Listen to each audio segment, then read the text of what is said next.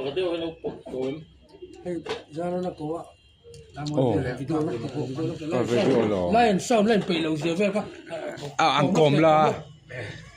Ding la. Kom la. Ang singa sound system vel ta 25 to eh. Pelvet ang ani. Ang ni. Kay ni chu ai. Oh. Ai Kan lam chu kan tifek to ah. Ang pinto eh dile. Min lo he hel to. kan til tu dang zong te kal sanin. Oh, til tu na tu thakin. Ma bo ka tang haron ho ah. Za zo liana electrician an ha kal sana. Usimelal mo ki ma kateringa kal sana. Mo sa chu na kota. Ala ding mai mai. Sa na pang bu chu ti ha. Rin na ko nga hana thana thu mo ni chu ban tia. Ni mai de. Ang ni lo kal lo eh. Thang ni rahi mi har sa ve de wani hai hi. Ai ni lo. Hit la rahi har sa ve mo. Khir deu mai nia. Pa hi ti dang la mangai hai mo. Pos le ngam lo tu ko tu Ai san ina kan ai khom fail ai khom ang pui ti lawin a fellowship type dawin kan kalpui do na ni mela Him ve su to ni. chu murmu te pon solo ang cha lo la ben yo kom sin la ai lein uber hi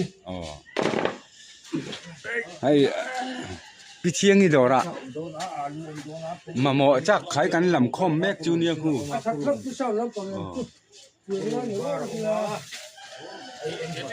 pi chiang ni la hian in pavalai rising da hian ni te chuan in za som ngai ka discount nang chau lo ti le zela Cameraman ni ani yo.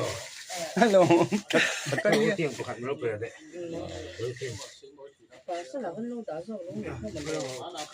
treasurer sumbong tuin committee member pakhat che zil sep hi hei rem chang a hanin zil vak jel me hei hinom na ve ni kanin ngam mo Ti tong mai. Ni mo ka ti me kal san ta.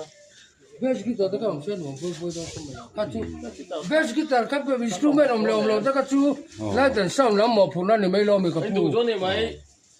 anda Chau ka di pa me din best kan du di. kha an da lo chu an da lo ni mai ni mai ka tiam lo ni lo chu ni lo kha lam chu music lam pang ka chu hei pu mon sang ate ho Lo ni best kita.